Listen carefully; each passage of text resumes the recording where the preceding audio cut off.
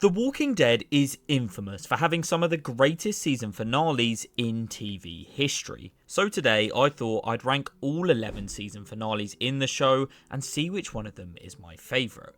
As always, this is an incredibly subjective video, so let me know down below in the comments if you agree/disagree with my takes. And with that being said, let's delve into the world of The Walking Dead and rank all 11 season finales. Kicking us off, we have Season 9's The Storm. Now, I'd like to quickly say I don't actually dislike any of these episodes. I just think this one is kind of meh.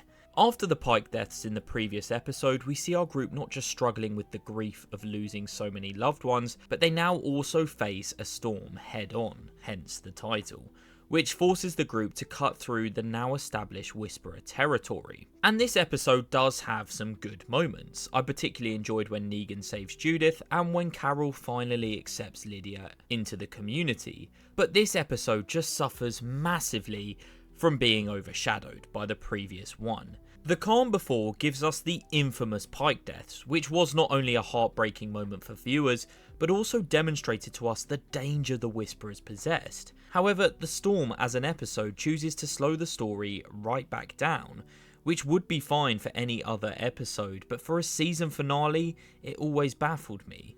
Rather than advancing any major plot threads or offering closure to the trauma of the Pike deaths, we see our group hike through a storm.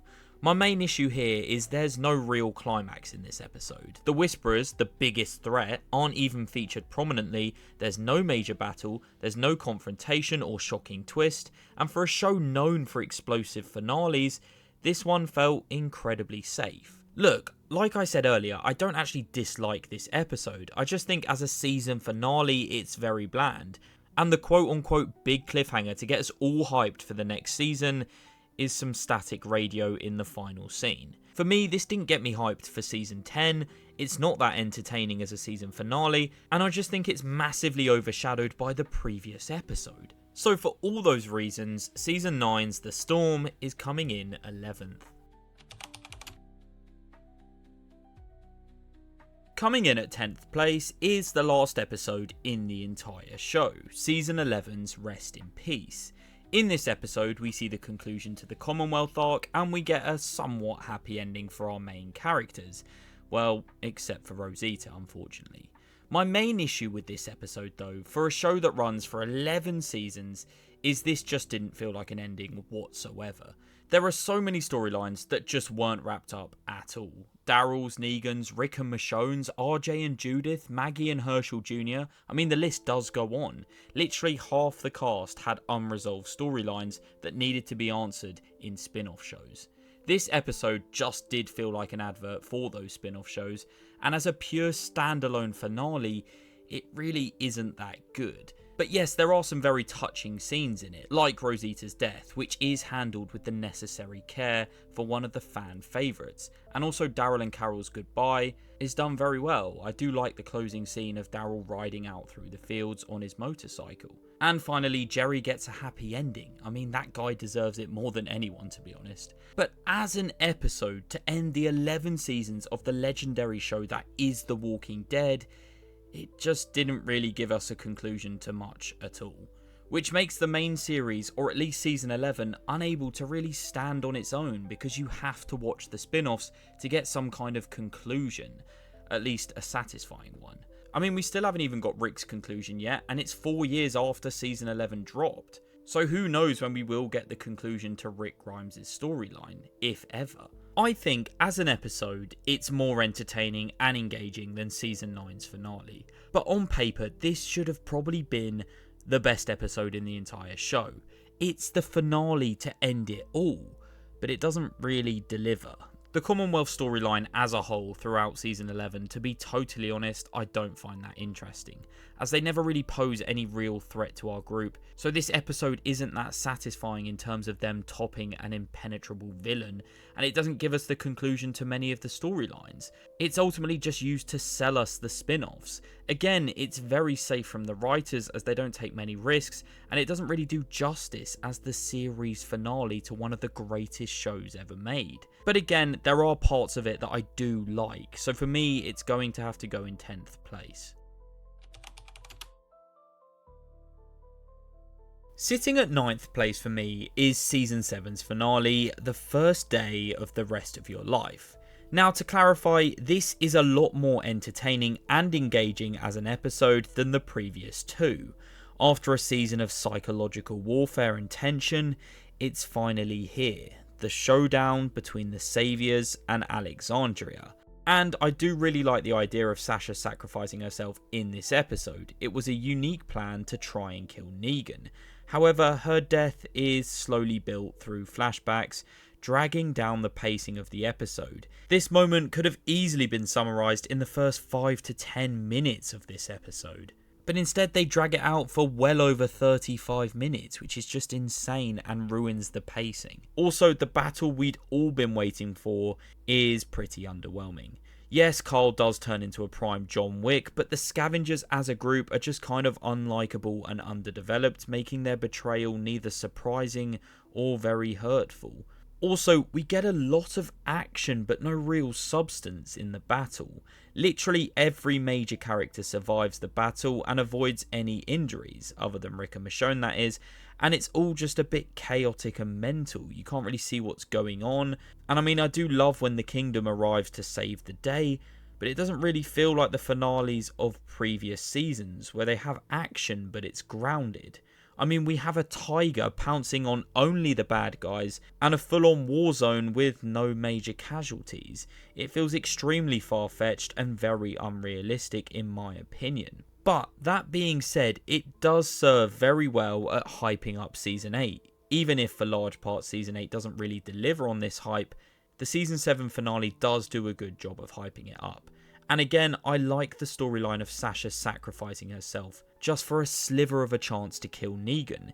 It really shows us all just how selfless she is now and how far she's come since Season 5. I also like the lineup part 2 where Negan once again threatens Rick and Carl, but this time Rick doesn't back down or cower to Negan. This is a really nice shift in the power dynamic. As a season finale, it's absolutely fine, maybe almost even good.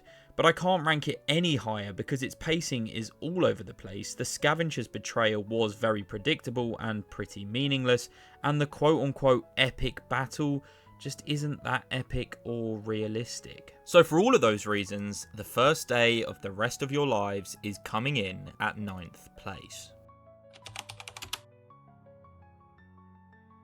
Now, this next pick I'm fully aware will receive some backlash in the comments, but hear me out here. Because in 8th place is the fan favourites episode, Here's Negan. Now, don't get me wrong, this is a great episode and was absolutely necessary in fleshing out the character of Negan and giving him more of a backstory. In this episode, we learn about his wife Lucille and his time traversing the apocalypse in the early days, and how he became this dictator of communities. Now, there's a lot of emotion in this episode, which I do really enjoy, and again, as a standalone episode, it would have been amazing, maybe even phenomenal, as there are some genuinely great scenes between Negan and his wife Lucille. However, as a season finale, I'm not so sure. We take a total step back from the ongoing storylines like the Reapers, Maggie's return and the Commonwealth to watch what is essentially an hour-long flashback. And it doesn't try to hide the fact it's a flashback, which means we know exactly how it's going to unfold. Negan's still alive in present day, so it takes away any tension of him dying in the scenes. And we also knew Negan's wife would die. So again, we were prepared for that to happen in this episode. And although this episode is incredibly rich in backstory and the performance is amazing, it's just not that exciting as a season finale. Again, much like The Storm, it doesn't hype up season 11 and make me want to watch it, really at all. But unlike The Storm, it's actually a very well made episode of television. Look, I'm willing to cut the writers some slack due to this being the final episode of the bonus 6 they added on because of a certain global pandemic I can't mention on this channel. But again, season 10's A Certain Doom feels like the true season finale, which it was supposed to be. I mean, in that episode we see the Whisperers wrapped up, Negan getting set loose, and it also sets up the next storyline. But on paper, Here's Negan is season 10's finale, so I'm going to have to rank it in this video and not a certain doom. And ultimately, this is a bottle episode, albeit a very well made one, but it still focuses on a single character about events that happened in the past. If you're watching for the broader plot or just wanted to see some action or tension from a season finale, then this really doesn't deliver at all. Look, this is a great character piece on Negan, but to be honest, it's a weak season finale as it doesn't really do its job. It comes in at 8th because it's a very good episode, but I can't rank it any higher because it doesn't feel like a season finale at all. Look, again, Season 10's A Certain Doom was the intended season finale for Season 10, and it's clear to see why. It has the recipe to a great final episode. It concludes storylines whilst also posing new ones. Here's Negan doesn't really do any of this and almost feels out of place being the final episode in a season. So for that reason, it's coming in 8th. Coming in at 7th place is Season 3's Welcome to the Tombs. Now, Season 3 as a whole is a phenomenal season of television. However, in my opinion, its finale isn't that groundbreaking. If I'm honest, it's a pretty good episode, where we see the governor and Woodbury stage an attack on the prison, we see the governor losing the plot and killing all his soldiers, and of course, the death of Andrea. The problem with Welcome to the Tombs is it sacrifices much of its satisfaction and payoff to be felt during the Season 4 mid-finale. So as a result, you get this major build-up throughout the season of Woodbury versus our survivors. However, the battle itself is very short-lived and pretty underwhelming, especially in terms of a visual spectacle. Look, don't get me wrong, it was the right play from Rick and co to deceive Woodbury. It was a smart move that saved countless lives. But the governor's army, albeit innocent people who didn't really want to fight in the first place, do just get scared of some smoke bombs and then get massacred by the governor. Andrea's death also just felt inconsistent with her character.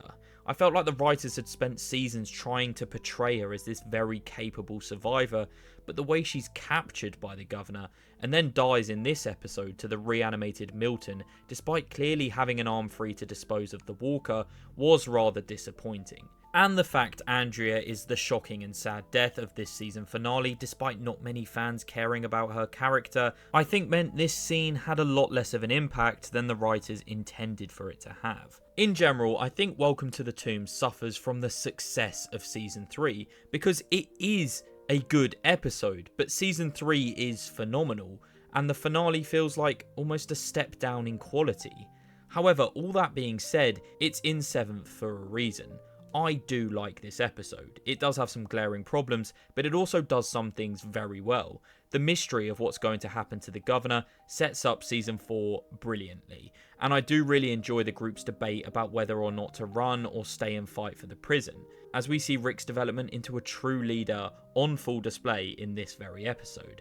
Herschel, Glenn, Maggie, Daryl and Rick are all phenomenal during all of Season 3, but especially this episode, and I enjoy Milton's final act of defiance against the governor, even if it does result in him getting killed.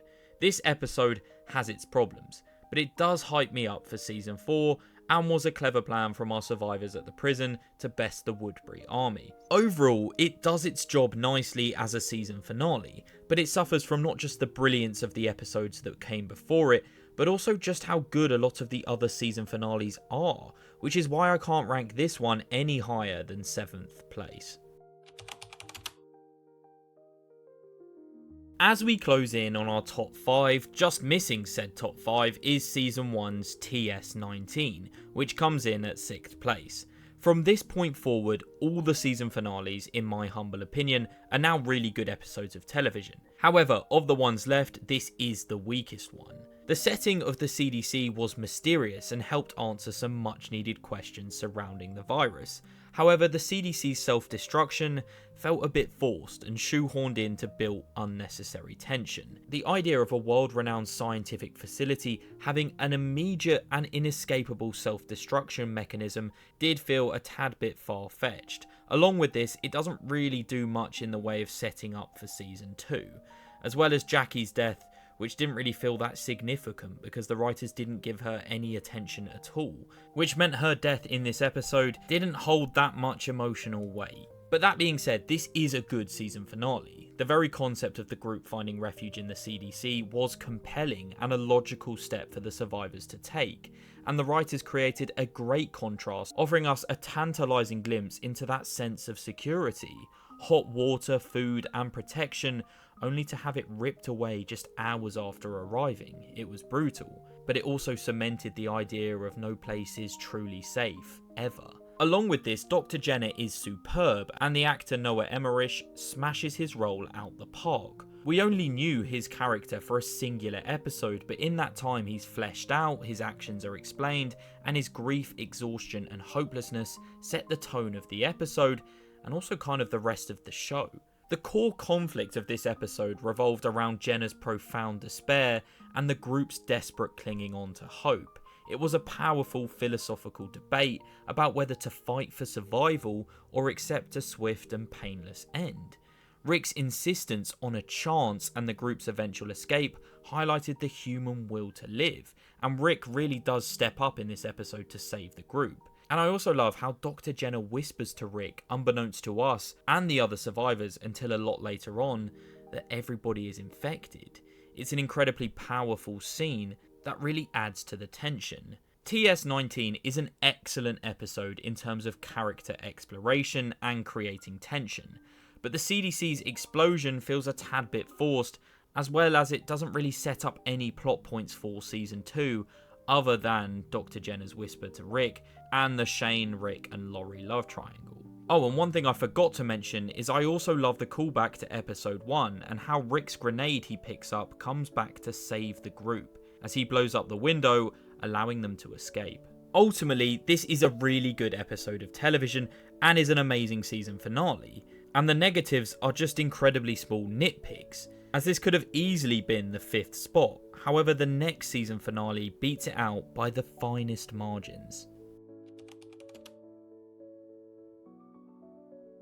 Okay, kicking off our top 5, we have The Last Day on Earth. Now critically, this isn't actually reviewed that highly, however as a season finale, it literally does its job and then some. Negan's introduction is done to perfection, the tension throughout this episode is palpable, and Jeffrey Dean Morgan's portrayal of the character was nothing short of superb. In fact, I'd say this is one of the greatest villain introductions ever, across any TV show. From the jump, you realise just how much of a threat Negan possesses, and it hypes you up to see what's going to happen in Season 7. Rick's group had become increasingly confident and even arrogant in their ability to handle threats. However, in this episode, they found themselves outmaneuvered and trapped by the Saviours, something we hadn't seen for a very long time.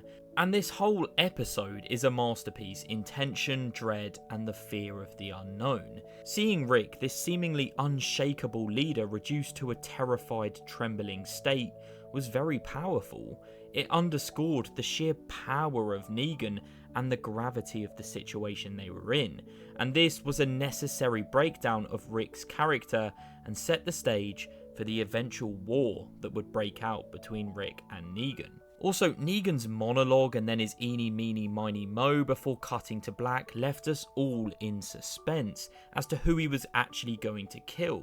Overall, this episode just does its job to perfection. It's an engaging episode that also builds up tension, introduces us to new threats, and sets up future storylines. This is what a season finale should be.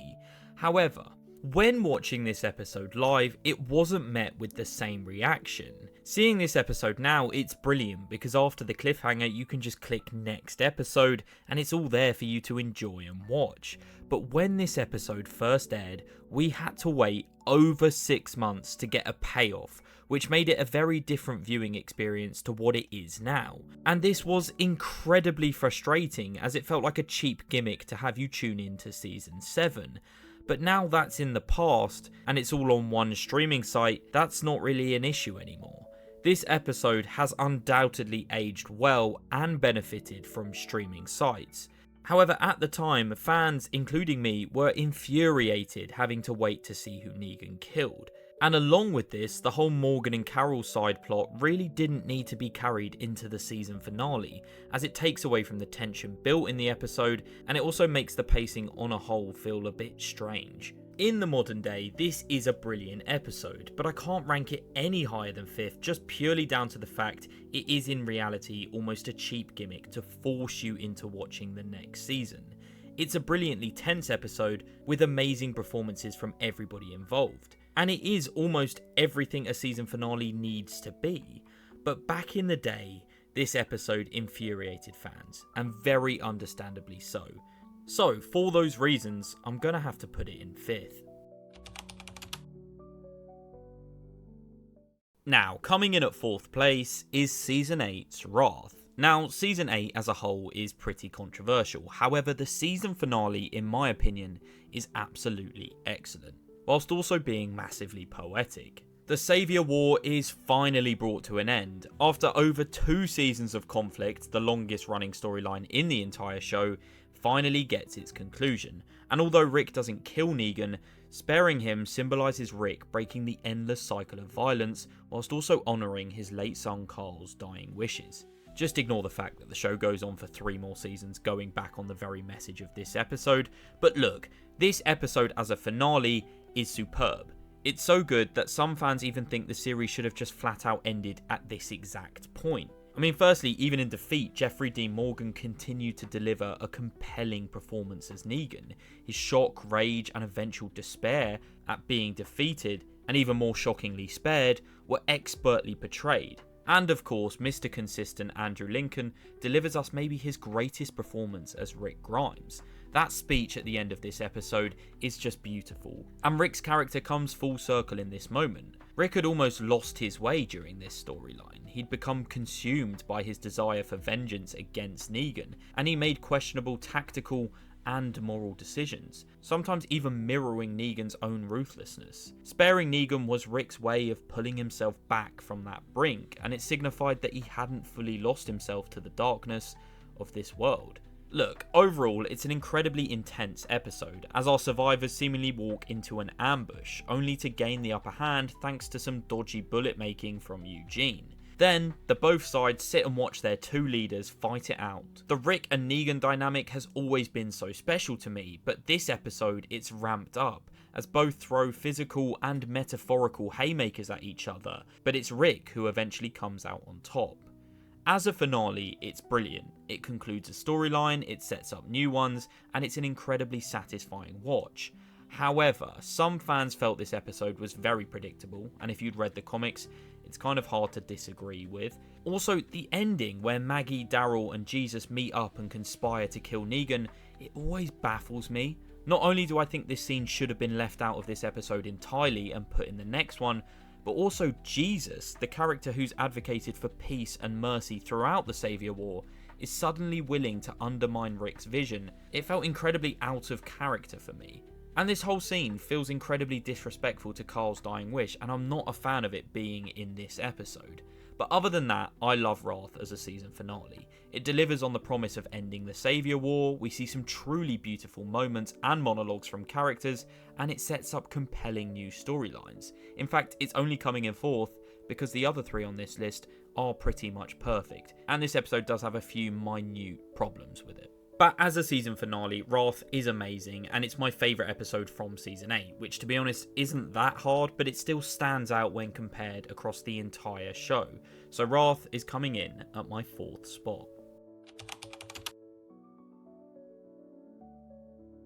So, like I've said before, I actually view all 3 of these next 3 episodes as pretty much perfect. However, coming in 3rd place by the skin of its teeth is Season 2's Beside the Dying Fire. In this episode, we see Herschel's farm burnt to the ground in the aftermath of the Rick and Shane confrontation. The farm had represented a fleeting sense of security and normality, and its destruction was a reminder that no place is truly safe in this chaotic world.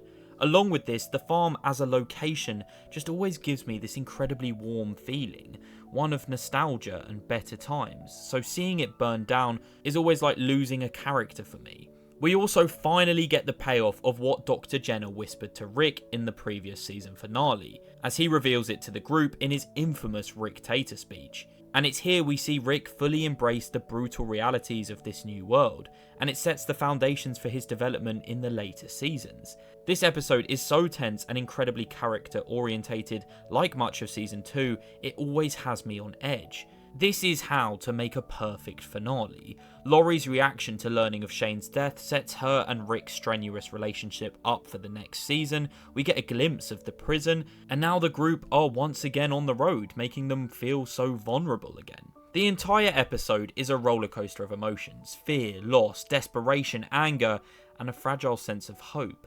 The deaths of Jimmy and Patricia, while not core characters, definitely added to the immediate casualties of the farm fall, of the group being completely wiped out in this scenario.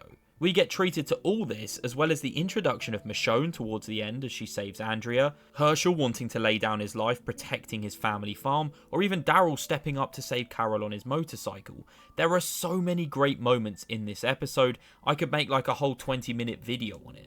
This and Better Angels, the episode that came before it, are immensely satisfying payoffs to the slower paced episodes of season 2, and the margins between third and first place are just so tiny. I love this episode if you couldn't tell, and it does literally everything right in my eyes. It was a time period in the show in which literally any character could have died except maybe Rick and Carl, which made the whole episode feel so exciting. There's Walker action, character arguments, visually stunning set pieces being burnt down. It's just a well-structured chaos in the best possible manner, which season 7's finale could have learned a lesson from. It's phenomenal, and the only nitpick I have of this episode is the sheer size of the Walker herd that overruns the farm. Whilst it is visually spectacular and necessary for the plot, it is conveniently timed to coincide with the dramatic climax of the Shane and Rick conflict. While the show had been building towards the increased danger of walkers, the sudden appearance of such a massive directed herd right when the group was at its most vulnerable did feel a little bit convenient to force the farm's abandonment. But that's a very tiny nitpick, and in my eyes this is almost a perfect season finale to what is my favourite season of television ever made.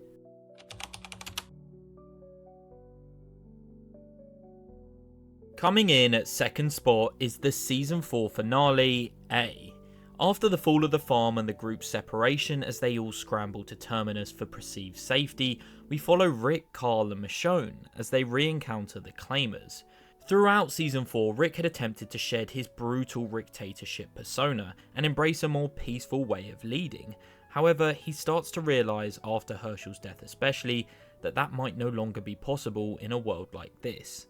A shatters this illusion in the most visceral way possible. When Rick, Carl and Michonne are ambushed by the Claimers, Rick's desperate act of biting Joe's throat out is shocking and unforgettable, but it shows us he would do anything to protect his son, even reverting to an almost primal state. This moment doesn't just affect Rick though, but also Carl, solidifying his loss of innocence and his recognition that this is the kind of man his father needs to be to survive. It deepens their bond in a very dark and twisted way, and Carl finally realises his father is built for this world. This again has everything a season finale needs. Action, as I've just mentioned, it has the incredible heartfelt reunion of Daryl and Rick. In fact, it's one of my favourite scenes in the whole show, where Rick says it's not on Daryl and calls him his brother. It's an incredibly heartfelt moment that just strengthens the bond between these two unlikely friends that have now become family in the apocalypse. And then the episode also leads perfectly into the Terminus storyline. Much of the later episodes in season 4 had built towards this sense of hope that Terminus was a break. Our group needed a sanctuary, if you will, and this seemed like the place that would welcome them in. But thanks to the now hyper-alert Rick, we quickly learn that this is not the case. After the group are eventually rounded up and put into train carts, Rick's final defiant line of the episode, spoken from within the train car after realising Terminus was in fact a trap and seeing all his friends imprisoned, was just iconic. It wasn't a cliffhanger in the traditional sense of who died, but rather a statement of intent, promising a brutal fight back. This couldn't be seen as a cheap gimmick to tune into season 5. In fact, it was an organic cliffhanger that left fans hungry for more. I mean, I could not wait until season 5 was dropping. Along with this, the show drops subtle hints at the nature of the settlement. Human bones, the words never again and never trust were scattered around, strongly hinting at the cannibalistic nature of Terminus, a horrifying and unexpected turn that set up a chilling threat for Season 5. And although the group were now imprisoned, they were back together again, and it felt like despite their desperate situation, they were all going to be okay. This episode manages to juggle multiple storylines incredibly well, whilst also laying the foundations for what might be the greatest episode in television history, that being No Sanctuary. This is just an almost perfect episode of television that absolutely flies by when you're watching it. I just absolutely love this episode. It has a very us against the world kind of feel to it, and it makes you almost proud of the characters involved. They've all been through so much, but they're together, and you just feel like they're all going to be okay despite their awful situation. If I was to nitpick anything, maybe it would be they censor Rick's F word when he's in the train car in some regions, but that's not really the episode's fault, is it? As a season finale is packed with raw emotion, character development, whilst introducing us to a terrifying new threat for the next season. It's everything a season finale should be, and it sets up the next episode perfectly to succeed. However, it falls just short of my number 1 slot. And finally, my number 1 favourite season finale is, well, you've just read the text, so you already know, it's Season 5's Conquer. Winning by the narrowest of margins, this episode is one of the tensest character-driven episodes in the entire show. Throughout the second half of Season 5, Rick's raw outside mentality clashed massively with the Alexandrians' naive and unprepared one, and Conquer brings this conflict to a head. The contrast in the two groups is night and day, and it really emphasises just how much our group has changed since Season 1. For the Alexandrians, Rick and his group are almost feral and terrifying, however Rick sees them as naive and weak. Ultimately, Alexandria was a ticking time bomb, as we learn in this very episode, and I love the dramatic moment when Pete, in a drunken rage, accidentally kills Reg, which in turn provides Diana with the stark realisation that Rick was right all along. Her immediate order is to do it, to which Rick obliges. Without hesitation, he ends Pete's life, and this very scene always gives me goosebumps. It's a defining moment in the series. It's shocking, it's satisfying, and is a decisive act that solidifies Rick's authority. He is now in charge of Alexandria.